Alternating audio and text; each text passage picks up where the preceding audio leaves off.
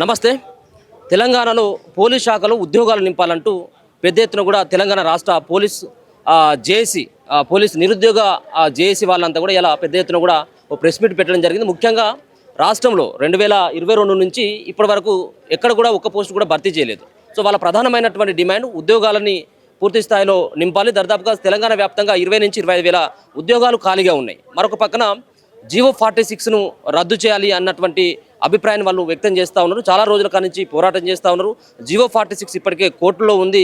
GO 46ను రద్దు చేయాలని చెప్పేసి కూడా జీవో 46 వల్ల వాళ్ళ జీవితాలు కూడా ఆగమైపోయినాయి అన్నటువంటి అభిప్రాయాన్ని కూడా వాళ్ళు తెలియజేస్తూ ఉన్నారు. మనతో పాటు మాట్లాడడానికి చాలా మంది ఉన్నారు. ఒకసారి మాట్లాడేటువంటి ప్రయత్నం చేద్దాం. ఏంటిదన్న జీవో 46 వల్ల మీకు ఎలాంటి ఇబ్బందులు తలెత్తినాయి, మీ పరిస్థితి ఏంది? దీనిపైన మరొక పక్కన దీనికి సంబంధించినటువంటి చైర్మన్ శ్రీనివాసరావును సైతం కూడా తొలగించాలని చెప్పేసి ప్రధానమైనటువంటి డిమాండ్ వ్యక్తం చేశారు. అన్న 2022లో పోలీస్ నోటిఫికేషన్ రావడం జరిగింది అన్న. 2022లో పోలీస్ నోటిఫికేషన్ వచ్చిన తర్వాత అక్కడ జీవో నెంబర్ 46 అని ఒక సింగిల్ లైన్ రాసిరు. అది ఏందో కూడా ఎవరికి తెలియదు అనమాట. దాంట్లో ఒక 100 జీవోలు ఉన్నాయి. అంతా మాకు ఎవరు చదువుకోం కదా, ఇంటర్ క్వాలిఫికేషన్ వాళ్ళు ఎక్కడ చదువుకోం. దాని తర్వాత ఫిలిమ్స్ రాసినాం, దాని తర్వాత ఈవెంట్స్ రాసినాం.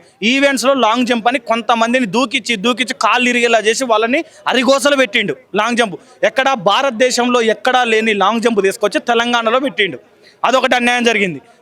మూడోది ఏంది, ఫిలిమ్స్ మెయిన్స్ పెట్టిండు. మెయిన్స్లో 14 క్వశ్చన్లు తప్పించిండు. తర్వాత సర్టిఫికేట్ వెరిఫికేషన్ చేసిండు. సర్టిఫికేట్ వెరిఫికేషన్ అయిపోయి ఇంటి దగ్గర ఆనందాలతోటి మార్కులు చూసుకున్న తర్వాత సంతోషంగా ఉండి అమ్మా జాబ్ వచ్చిందిరా గ్రామీణ ప్రాంత విద్యార్థులకు అనుకునే సమయంలో అర్ధరాత్రి పూట ఒక చిన్న యూట్యూబ్ ఛానల్ ద్వారా జీవో నెంబర్ 46 ఉందని బయటకు వచ్చింది. అప్పటి వరకు ఇది అఫీషియల్గా వెబ్సైట్లో కూడా లేదు. అతను బోర్డు చైర్మన్ ఎక్కడ వచ్చి నేను అఫీషియల్గా వెబ్సైట్లో పెట్టినా చూపెట్టినా కూడా అక్కడనే ఉరేసుకొని రావడానికి కూడా సిద్ధం. ఎక్కడా లేదు, తన జేబులో పెట్టుకున్నాడు. మేము ఈ జీవో తెలిసిన తర్వాత హోమ్ మినిస్టర్ అప్పుడైనా మొహమ్మద్ అలీ దగ్గరికి పోతే క్యా జీవో 46 అన్నాడు. కేటీఆర్ సార్ దగ్గర పోతే కూడా అదే అన్నాడు.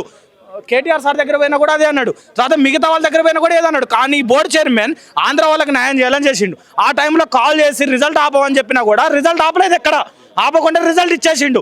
హైకోర్టు స్టే ఆర్డర్ని కూడా ధిక్కరించిండు. ఇతనికి కోర్టులో అన్న విలువ లేదు. సుప్రీంకోర్టులో 10 సార్లు మొట్టకాయలు తిన్నాడు.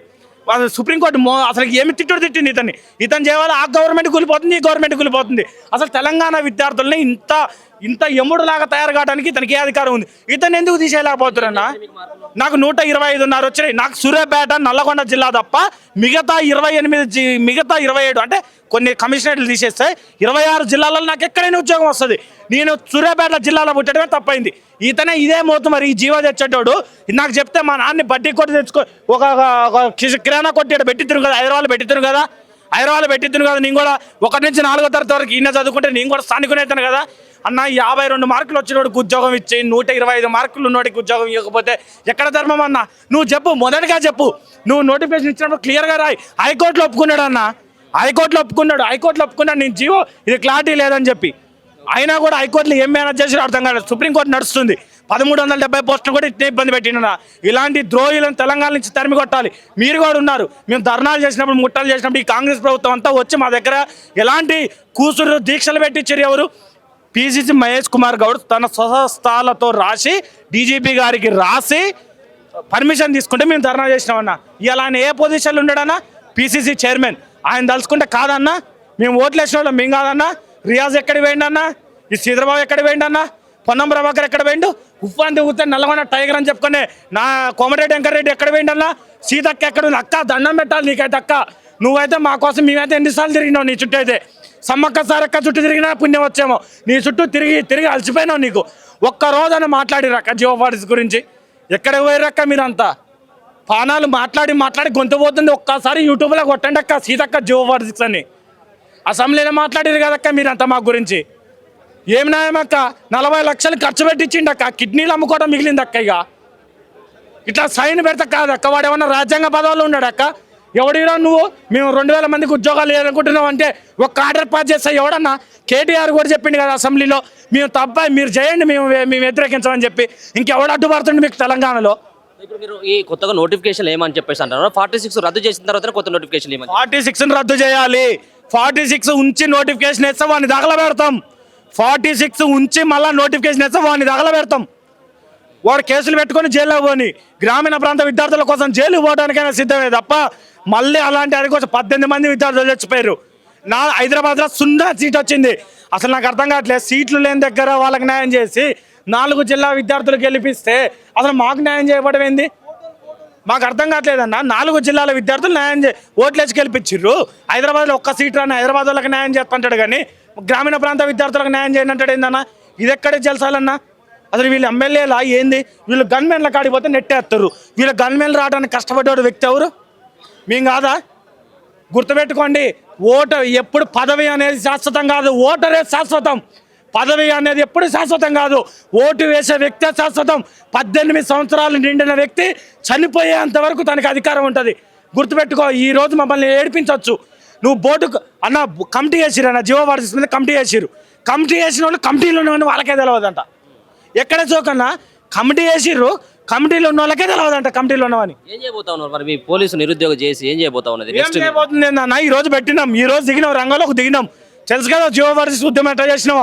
ఎవరికి భయపడలేదు, వనకేది లేదు, తొనికే లేదు. మేమే రాజకీయ పార్టీ సపోర్ట్ కాదు, నికార్సైన గ్రామీణ ప్రాంత విద్యార్థులం. భయపడేదే లేదు. మాకు అన్యాయం జరిగింది, న్యాయం చేసే వరకు కొట్లాడుతూనే ఉంటాం. సుప్రీంకోర్టులో కొట్లాడుతూనే ఉన్నాం. అల్ల గనక మీరు గనక తీర్పు వ్యతిరేకంగా వాదించండి, ఆ లైవ్ వీడియో చేసి తెలంగాణ వ్యాప్తంగా పబ్లిక్ చేస్తాం డిజిటల్ మీడియా పెట్టి. మీరు మీరు జియో 46 అయినా ఎన్ని మార్కులు వచ్చినాయి మీకు? నాకు 124 వచ్చింది. రాలేదు, ఉద్యోగం రాలేదు. సో మిగతా అంటే జియో 46 వల్లనే మీకు రాలేదు, అంతే కదా? అవును. ఎన్ని మార్కులు వచ్చినటువంటి వాళ్ళకి వచ్చింది? ఇప్పుడు జియో 46 వల్ల నార్మల్గా హైదరాబాద్లో 96 మార్కులు వచ్చిన వాళ్ళకి జాబ్ వచ్చిందండి. మా దరిద్రం ఏంటంటే నల్గొండలో పుట్టినాం.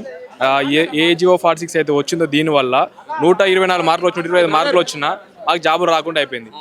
ఇదే ఇప్పుడున్న ప్రస్తున్న గవర్నమెంటే గవర్నమెంట్ రాకముందుకేమో జియో 46 మేము ఎప్పుడైతే అధికారంలో వస్తామో అంటే జియో 46 ఎగిరిపోతుంది అన్న ఎవరైతే ఉన్నారో ఆ నాయకులందరికీ ఉద్యోగాలు వచ్చినాయి. వాళ్ళందరూ మంచి మంచి మినిస్టర్ పదవులలో ఉన్నారు. కానీ మాకు మాత్రం ఈ జియో 46 అనేది మాకు షాప్ మీద తలుకుంది, మా వెంటనే ఉంటుంది. ఇప్పటికి కూడా ఇప్పుడు వచ్చే నోటిఫికేషన్లో కూడా ఈ జియో 46 కంటిన్యూ చేస్తామనే విధంగా ఇప్పుడు జరుగుతుంది. ప్రభుత్వం అంటున్నారంట, చర్చలు జరుగుతున్నాయంట. ఆ జియో 46 మాత్రం మళ్ళీ ఈ నోటిఫికేషన్ తీసుకొని వస్తే మేము మాత్రం రోడ్లు ఎక్కుతాము, 10 లక్షల మందితో ఖచ్చితంగా హైదరాబాద్ ధర్నాకు దిగుతాము. ఈ ప్రభుత్వాన్ని ఖచ్చితంగా వణికిస్తాము. మీరు ఎక్కడ మీది? ఏ డిస్ట్రిక్ట్ మీదే? మాది కామారెడ్డి డిస్టిక్ అన్న. నాకు 119 మార్కులు వచ్చినాయి అన్న. 119 మార్కులు వచ్చినాయి. మేము నోటిఫికేషన్ 2022 నోటిఫికేషన్కి ముందు 3 నెలల ముందు వచ్చాము. మేము ప్రిపేర్ అయినాము, ప్రిలిమ్స్ క్వాలిఫై అయ్యాము. క్వాలిఫైయింగ్ లిస్ట్ వచ్చేసరికి రిజర్వేషన్ అని 10 మార్కులు తగ్గించారు. మళ్ళీ సరే అది 10 మార్కులు తగ్గించారు అని మళ్ళీ రాంగ్ క్వశ్చన్స్ అని 14 మార్కులు తగ్గించారు. అట్లా వచ్చేసరికి మొత్తం 36 మార్కుల కట్ ఆఫ్, 60 మార్కుల కట్ ఆఫ్ ఎక్కడ, 36 మార్కుల కట్ ఆఫ్ ఎక్కడ. ఇదంతా అయిపోయిన తర్వాత మళ్ళీ ఈవెంట్స్ క్లియర్ అయిపోయిన తర్వాత మళ్ళీ 7 మార్క్స్ 9 మార్క్స్ కలిపి మళ్ళీ ఒక లిస్ట్ అనేది ఇచ్చారు. ఫస్ట్ యాక్చువల్ నువ్వు ఇచ్చిన నోటిఫికేషన్ ప్రకారము ఫాలో అయితే 60 మార్కుల కట్ ఆఫ్ అనేది ఉంది. తీరా ప్రిలిమ్స్ అయిపోయేసరికి 36 మార్కుల కట్ ఆఫ్ అనేది వచ్చింది. 1,00,000 మంది క్వాలిఫై అయ్యాల్సిన వాళ్ళు 2,50,000 మంది క్వాలిఫై అయిపోయారు.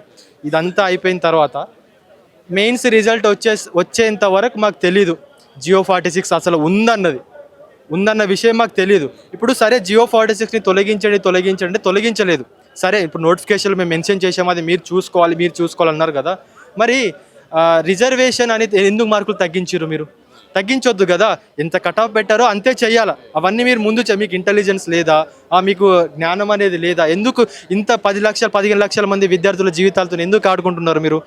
119 మార్కులు వచ్చిన తర్వాత సో ఆల్రెడీ మాకు జాబ్ కన్ఫర్మ్ అని చెప్పేసి నీ ఫీలింగ్ ఉండేది. కానీ 46 అనేది మళ్ళీ తెర మీదకి వచ్చిన తర్వాత దేని ఫీలింగ్ ఏంటిది? సో ఒక పక్కన ఇంట్లో చెప్పుకోలేనటువంటి పరిస్థితి కూడా ఉంటుంది. అసలు చెప్పుకోలేని పరిస్థితి. అందరం హోప్స్ పెట్టుకున్నాం జాబ్ వస్తుందని చాలామంది అన్నారు. ఊర్లో వాళ్ళకు కూడా తెలిసింది నాకు జాబ్ వస్తుందని. తీరా చూసేసరికి ఫైనల్ రిజల్ట్లో నా నేమ్ అనేది లేదు, కట్ ఆఫ్కి చాలా తక్కువలో ఉంది. అది పాపులేషన్ బేస్డ్గా ఇచ్చారని అంటున్నారు. ఇప్పుడు ఏ డిస్టిక్లో ఎంత పాపులేషన్ ఉందో తెలియదు, వాళ్ళు ఏ సెన్సెక్స్ ప్రకారంగా తీసుకొని చేశారో తెలియదు. మాది కామారెడ్డి డిస్టిక్ అన్న, మాది జుక్కల్ నియోజకవర్గం. మాది కాంగ్రెస్ మీద నమ్మకంతో మేము ఒక ఎన్ఆర్ఐ అభ్యర్థిని ఎన్నుకోవడం జరిగింది. అతని ముఖం ఏమీ తెలియదు మాకు. జస్ట్ కాంగ్రెస్ మార్పు రావాలంటే కాంగ్రెస్ కావాలి అనే నినాదాన్ని తీసుకొని ముందుకు వచ్చింది కాంగ్రెస్. సరే మేము అదే నమ్మకంతో ఒక ఎన్ఆర్ఐ అభ్యర్థిని ఎన్నుకోవడం జరిగింది. తీరా చూస్తే కాంగ్రెస్ అటు రెస్పాండ్ అవ్వడం లేదు. వాళ్ళకు మాత్రం పదవులు ఉద్యోగాలు వచ్చాయి, మేము మాత్రం ఇంకా స్టడియాల చుట్టూ దిల్సుఖ్ నగర్లో తిరుగుతూనే ఉన్నాము. బోర్డు చైర్మన్ ఆయన ఇక్కడ వ్యక్తి కాదు, ఆంధ్ర వ్యక్తి. గతంలో కూడా చాలా నిరుద్యోగులకు అన్యాయం చేసిండు. సో ఇప్పుడు కూడా ఈ ప్రభుత్వంలో కూడా ఆయన బోర్డు చైర్మన్గా ఉన్నాడు. సో ఆయన గురించి ఏం చెప్పదలుచుకున్నారు? ఇంతకుముందు మీరు మాట్లాడుతూ ఆయన ఆంధ్ర వ్యక్తి తెలంగాణకు అన్యాయం చేస్తా ఉన్నాడు. సో ఆంధ్రాలో వేరే విధంగా ఉన్నది, ఇక్కడ తెలంగాణకు వచ్చేసరికి 46 ఏంది అన్నటువంటి అభిప్రాయం కూడా చెప్పిండు. సో ఏంటి ఆయన వల్ల ఇబ్బంది మిమ్మల్ని పెట్టాలన్నటువంటి ప్రయత్నం చేస్తా ఉన్నాడా? ఆయన గురించి ఏం మాట్లాడు? మన పెద్దోళ్ళు 1940 ఆ టైంలోనే idli sambar go back, non Mulkis go back అని నినాదాలు చేసిర్రు. మేబీ ఇప్పుడు కాంగ్రెస్ ప్రభుత్వము మేల్కోకుంటే, కళ్ళు తెరవకుంటే మేము కూడా ఆంధ్రాస్ గో బ్యాక్ అనాల్సి వస్తుందేమో అని మేము అనుకుంటున్నాం. కాంగ్రెస్ మేల్కుంటుందని ఒక చిన్న నమ్మకం పెద్దది లేదు.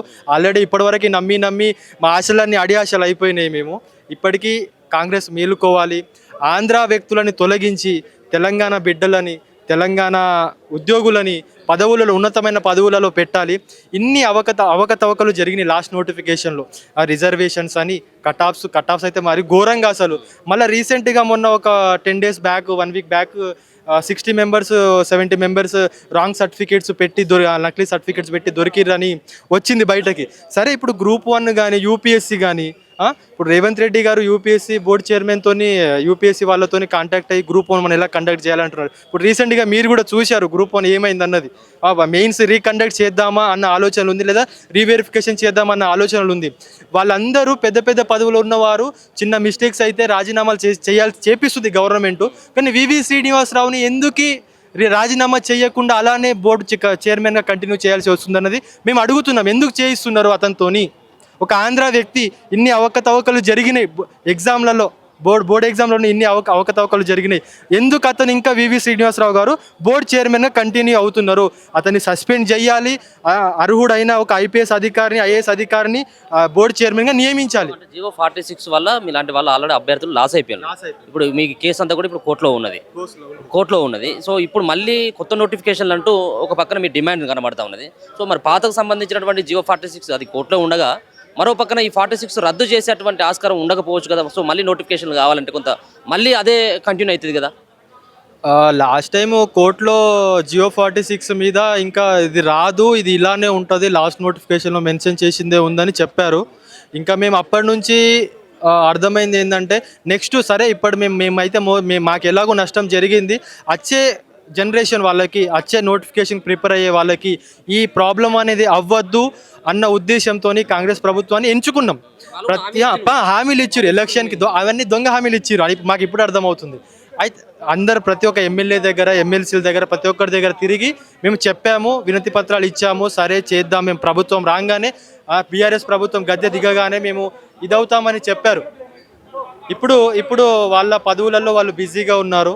మేము ఆశించేది ఒకటే అన్న, ఏంటంటే కాంగ్రెస్ ప్రభుత్వం ఇప్పటికైనా కళ్ళు తెరుచుకొని జియో 46ని రద్దు చేసి ఒక 20,000 పోస్టులు కానిస్టేబుల్, ఒక 1,000-1,500 పోస్టులు ఎస్ఐ నోటిఫికేషన్ ఇవ్వాలని మేము ఆశిస్తున్నాము. వయో పరిమితి కూడా 30 సంవత్సరాలకు పెంచాలి, జియో 46ని తొలగించాలి. ఇదే మా ప్రధానమైన డిమాండ్. థ్యాంక్ యూ అన్న.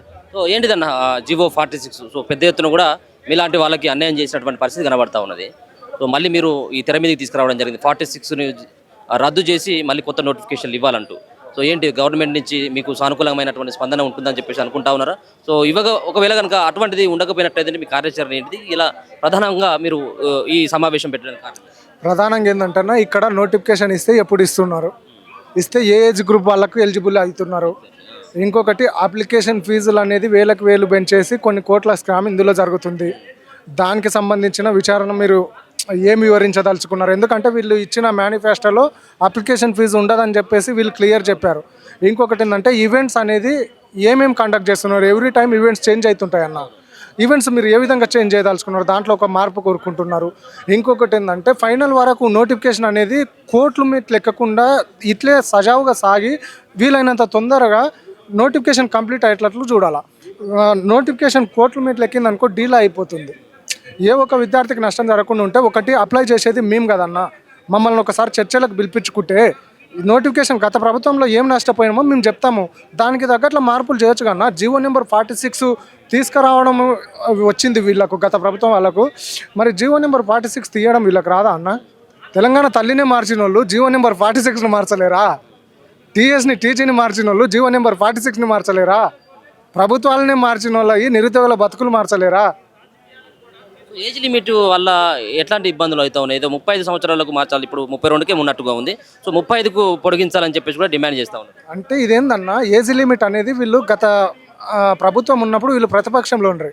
వీళ్ళు అప్పుడే అన్నారు ఒకవేళ ఇది జీవో నెంబర్ 46 అనేది ఏమన్నా అటు ఇటు అయినా కూడా ఏజ్ పెంచి నోటిఫికేషన్ ఇస్తాం, దాంట్లో మీరు చదువుకోండి అనే మాట కూడా వీళ్ళు ఇచ్చిండ్రు. వీళ్ళు ఇచ్చిన మాటలు బాగానే ఉన్నాయి. జీవో నెంబర్ 46 గురించి కూడా ఇదే ముఖ్యమంత్రి గారు అప్పుడు పిసిసి ప్రెసిడెంట్ ధర్నా చౌక్ ఇందిరా పార్క్ దగ్గర ధర్నా చేస్తే అక్కడికి వచ్చి జీవో నెంబర్ 46ను మేము అధికారంలో రాగానే తొలగిస్తామన్నారు. ఇదే శివసేన అన్న కూడా ఒకసారి మీటింగ్ పెట్టిండు. అప్పుడు మాకు వాళ్ళు సపోర్ట్ చేసిండ్రు ప్రతిపక్షంలో ఉన్నప్పుడు. మరి అధికారంలోకి రాగానే మమ్మల్ని మర్చిపోతారు ఎందుకన్నా? మిమ్మల్ని అధికారంలోకి తీసుకురావడానికి మా పాత్ర లేదా? మీ కోరికలు నెరవేరినాయి, మీకు పదవులు వచ్చినాయి, మరి మా జాబ్ లేదు. మీకు జాబులు ఇవ్వమని డైరెక్ట్ అడగట్లే అన్న, నోటిఫికేషన్లు ఇవ్వమని అడుగుతున్నాం. అందులో ఇప్పుడు 20,000 ఇచ్చిండ్రు అనుకో. మొన్న నోటిఫికేషన్ రాసినామన్నా, మెయిన్స్లో తక్కువ వచ్చి వెళ్ళిపోయింది. జీవో నెంబర్ 46 అంటే ఏంటంటే మన మహబూబ్నగర్ డిస్టిక్ మాది నారాయణపేట కాన్స్టిట్యూంట్ వస్తుంది. అయితే నారాయణపేట డిస్టిక్ ఏంటంటే కేవలం 3%. ఇప్పుడు సీఎం గారు ఏదైతే ఉన్నారో కొడంగల్ కాన్స్టిట్యూంట్, ఇక్కడ గుండుమల్లి కానీ, కోస్గి కానీ, మద్దూరు కానీ, కొత్తపల్లి కానీ ఇవి అన్నీ నారాయణపేట డిస్టిక్ వస్తాయి. ఒక 3% మాత్రమే జీవో నెంబర్ 46 ఉంటుంది. 3%లో మళ్ళీ నువ్వు క్యాస్టుల వైజ్గా చేసినావు అనుకో, ఇప్పుడు 1000 పోస్టులు ఉన్నాయి, అందులో 3% అంటే 30 పోస్టులు ఉంటాయి. 30 పోస్టులో నువ్వు ఏ క్యాస్ట్ వాళ్ళకి ఎంత అని ఇస్తావు చెప్పండి? ఇది ఇక్కడ జరుగుతున్నది. ఈ ఎస్ఐది కూడా ఒకసారి ఆలోచన చేసి వాళ్ళకు కొద్దిగా సిలబస్ ఏమన్నా చేంజ్ చేస్తే కూడా ఒక్కసారి వీళ్ళు క్వశ్చన్ పేపర్లు చూసే అన్న క్వశ్చన్ పేపర్ తయారు చేసేది, అందులో తప్పులు ఇచ్చి మళ్ళీ దాంట్లో ఎక్స్పర్ట్లతో కేసులు పెట్టి. ఇప్పుడు ఎట్లుంటాయంటే అన్న, ఒక విద్యార్థి ఒక 2 మార్కులు కలుస్తా అంటే అడ్వకేట్ని కలుస్తాడు, కలిసి ఏదన్నా ఒకటి చూడండి సార్ అంటే తప్పులు అన్నీ ఎత్తుకుతారు, తీసుకుపోతారు. ఒక 2 మార్కులు కలవడానికి అది కొద్దిగా పోస్ట్ పోన్ చేస్తారు. పోస్ట్ పోన్ చేసిన తర్వాత ఇది 2-3 సంవత్సరాల ప్రాసెస్ చేస్తారు. అక్కడ చావనియరు, బతకనియరు. ఇక ఎట్లా ఉంటుంది అంటే ఇది ప్రాసెస్. నిరుద్యోగ అంటాడు ఈరోజు ఉరితాడు పెట్టుకుంటున్నాడంటే వీళ్ళ ప్రాసెస్ కరెక్ట్ ఉండి ఏదో ఒకటి తొందరగా తేలిపోతే వాళ్ళు ఆల్టర్నేటివ్ ఏదన్నా చూసుకుంటారు కదా. ఇంకొకటి ఏంటంటే అన్న, వీళ్ళ మేనిఫెస్టోలోనే ప్రైవేట్ స్కిల్స్ డెవలప్మెంట్ అనేది కొన్ని సెంటర్లు పెడతామన్నారు. పెడితేనంటే ఆ సెంటర్లు పెట్టిన తర్వాత ప్రైవేట్ సెక్టార్లలో 75% తెలంగాణ ప్రజలకే ఇస్తామన్నారు. మరి ఎక్కడ ఇంప్లిమెంట్ చేసిండ్రు? ఇది ఇచ్చి అప్పుడెప్పుడు రాజీవ్ యువ కిరణాలు అని చెప్పేసి కిరణ్ కుమార్ పీరియడ్లో చేస్తేనంటే డాటా ఎంట్రీ పోస్టులు ఇచ్చిండ్రన్న. డాటా ఎంట్రీ ఇస్తే వాళ్ళు 10-12 వేల కాంట్రాక్ట్కు ఇస్తేనంటే వాళ్ళు ఇచ్చే 10-12 వేల 6,000 అట్లా హాస్టల్ ఫీజే పోతే వాళ్ళకు మిగిలేదు 4-5 వేలు. వాళ్ళ ఖర్చులకు కూడా సరిపోవు. ఏ విధంగా జాబ్ చేయగలుగుతారు హైదరాబాద్లో ఉండి? ఒకసారి శాలరీ కూడా మినిమం ఈ శాలరీ ఉండాలని చెప్పేసి ప్రైవేట్ సెక్టార్ల పైన కూడా ఉండాలా అన్న. అంటే జీవో 46ను రద్దు చేయడంతో పాటు ప్రధానమైనటువంటి డిమాండ్ కనబడుతూ ఉన్నది. ముఖ్యంగా వివి శ్రీనివాసరావుని టార్గెట్ చేస్తూ మాట్లాడడం జరిగింది. అంటే గతంలో కూడా వివి శ్రీనివాస్ పైన ఆరోపణలు పెద్ద ఎత్తున ఉన్నాయి. సో ఈ ప్రభుత్వంలో కూడా బోర్డు చైర్మన్గా ఆయనే ఉన్నాడు. సో ఆయనను మీరు ఎందుకు తొలగించాలని చెప్పేసి ప్రధానంగా మీరు డిమాండ్ చేస్తూ ఉన్నటువంటి పరిస్థితి కనబడుతుంది. ఓకే అన్న, నా పేరు నవీన్ పట్నాయక్, మాది జయశంకర్ భూపాలపల్లి జిల్లా. సో ప్రధానంగా వివి శ్రీనివాసరావుని టార్గెట్ చేస్తున్నట్టుగా అనిపించవచ్చు చాలామందికి. ఎస్, అతన్ని మేము టార్గెట్ చేస్తాము, ఎందుకంటే రీజన్ ఉంది. అతని వల్ల 10 మంది కంటే ఎక్కువ మా మిత్రులు కూడా సూసైడ్ చేసుకుని ఇవాళ బలి అయిపోయారు. ఈ జియో నెంబర్ 46 తీసుకొచ్చినటువంటి మూర్ఖుడు వివి శ్రీనివాసరావు, పోలీస్ బెడ్ చైర్మన్. ఆ జియో తీసుకురామని చెప్పేసి మేమైనా ధర్నాలు చేసినామా? ఆ ఎస్ఐ అండ్ కానిస్టేబుల్ నియామకాలలో మీరు జియో నెంబర్ 46 తేవండి అని చెప్పేసి మేమైనా ర్యాలీలు చేసినామా? ధర్నాలు చేసినామా? దీక్షలో కూర్చున్నామా? ఎందుకు తీసుకొచ్చినావు నువ్వు? నీ సొంత డిసిషన్, ఓన్ డిసిషన్ ఎందుకు తీసుకున్నావు నువ్వు? ఆయనకు వచ్చేటువంటి ఆ డిసిజన్ వల్ల ఆయనకు వచ్చేటువంటి ప్రయోజనం ఏంటి? ఎస్, ఇప్పుడు నేను చెప్తాను, నిరూపిస్తాను. ఈ జియో నెంబర్ 46 వల్ల అతనికి జరిగినటువంటి న్యాయము లబ్ధి ఏంటంటే ఫేక్ బోనోఫైడ్ సైడ్. ఇప్పుడు మీరు 10 days బ్యాక్ అనుకుంటా నకిలీ బోనోఫైడ్లతోని 60 మంది పోలీస్ అధికారులు పోలీస్ జాబ్కు కోల్పోతున్నారని చెప్పేసి. అది ఎలా జరిగిందనంటే ఎస్ఎన్ కానిస్టేబుల్ నియామకాలలో లోకాలిటీ అనేది ఇక్కడ హైదరాబాద్లో అంటే 7th క్లాస్ వరకు వరుసగా 4 సంవత్సరాలు ఎక్కడైతే చదువుకుంటావో ఆ పర్సన్ ఇక్కడ లోకలైజేషన్ ఆ డిస్టిక్ కిందకు వస్తాయని చెప్పి పెట్టడం జరిగింది ఈ మహానుభావుడు. దాని ద్వారా ఏం జరిగిందంటే మేము కూడా అతనికంటే మేధావులమే, కానీ మేము అతనిలాగా తప్పు చేయలేదు. ఇది ఇంత మంచి బెనిఫిట్ పెట్టింది కదని చెప్పేసి మేము హైదరాబాద్లో నకిలీ బోనోఫైడ్ మేము తీసుకోలేదు.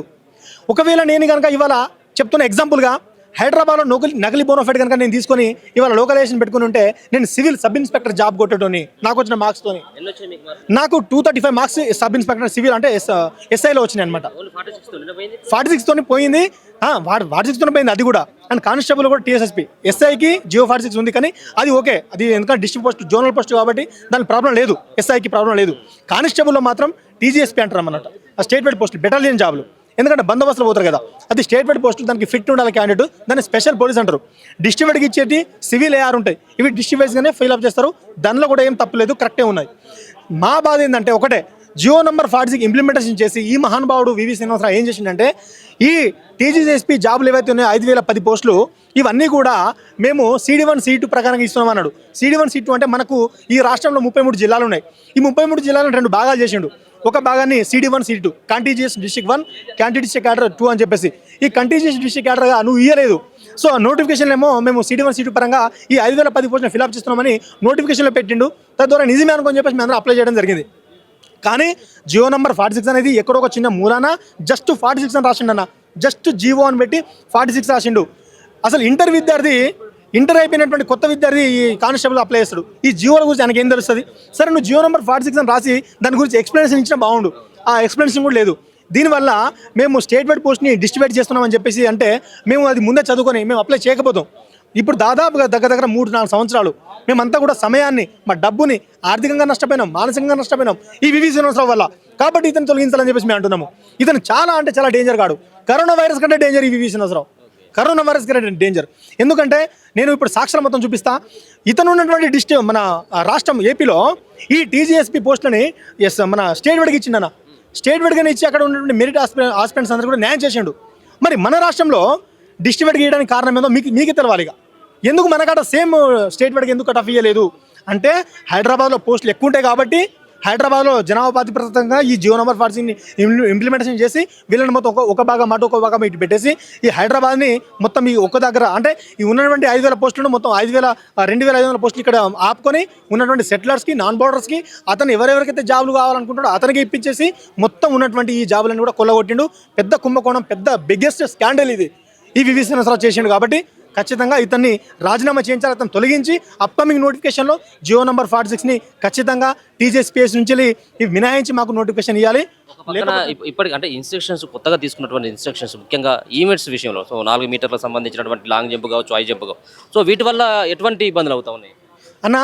గత ప్రభుత్వం ఉన్నప్పుడు 2016లో, 2018లో, 2022లో కూడా అది జరిగినప్పుడు ఏం జరిగిందంటే మనకి 3.8 మీటర్స్ ఉండే లాంగ్ జంప్.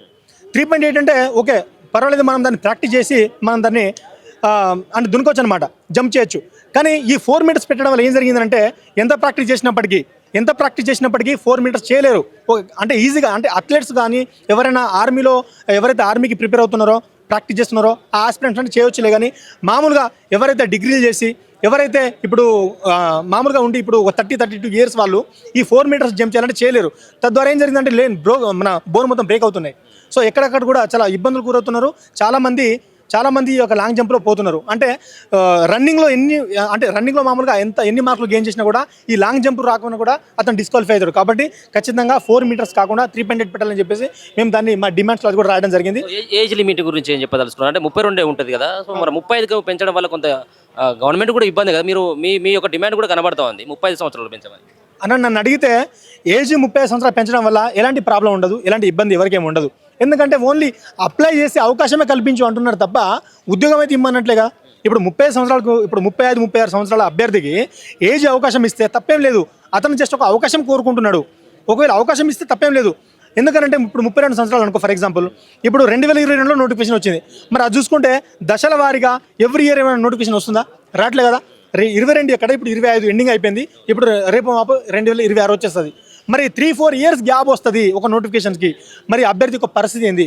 అతని యొక్క ఆర్థిక పరిస్థితి ఇప్పటికే మెంటల్గా నాకు ఒకసారి అవకాశం ఇస్తే నేను ఏదైనా కష్టపడి ఉద్యోగం కొట్టుకుంటా అని చెప్పేసి ఒక చిన్న ఆశ ఉంటుంది. కాబట్టి తప్పకుండా 30 సంవత్సరాలు ఇవ్వడం వల్ల ఎలాంటి ఆర్థిక భారం ఏర్పడదు, రాష్ట్రానికి వచ్చే ఏం ప్రాబ్లం లేదు, ఎలాంటి సమస్య లేదు, ఎలాంటి ఆర్థిక సమస్య రాదు, ఎలాంటి మెంటల్గా మీకేం ప్రాబ్లం జరగదు. తద్వారా మీకే ఇంకా అప్లికేషన్ చేసుకుంటే డబ్బులు మీకే వస్తాయి. కాబట్టి తప్పకుండా 30 సంవత్సరాల వాళ్ళకి అవకాశం ఇవ్వాలని చెప్పేసి ఇలా నేను ఖచ్చితంగా మీకు అభ్యర్థిస్తున్నాను. సో ఇది పోలీసు నిరుద్యోగ జేఏసీ నుంచి పెద్ద ఎత్తున వాళ్ళ యొక్క డిమాండ్లు కనబడతా ఉన్నాయి. 35 సంవత్సరాల ఏజ్ లిమిట్ కానీ, మరొక పక్కన ఈవెంట్స్కి సంబంధించినటువంటి దాంట్లో మార్పులు కానీ, వీళ్ళకి సంబంధించినటువంటి అంటే కొత్తగా 20,000 ఉద్యోగాలను కూడా 46ను రద్దు చేసిన తర్వాతనే కొత్త ఉద్యోగాలు ఇవ్వాలన్నటువంటి ఒక ప్రధానమైనటువంటి డిమాండ్ సైతం కూడా వాళ్ళు వెల్లడిస్తున్నటువంటి పరిస్థితి కనపడతా ఉంది. చూస్తూనే ఉండండి మన తొలి వెలుగు.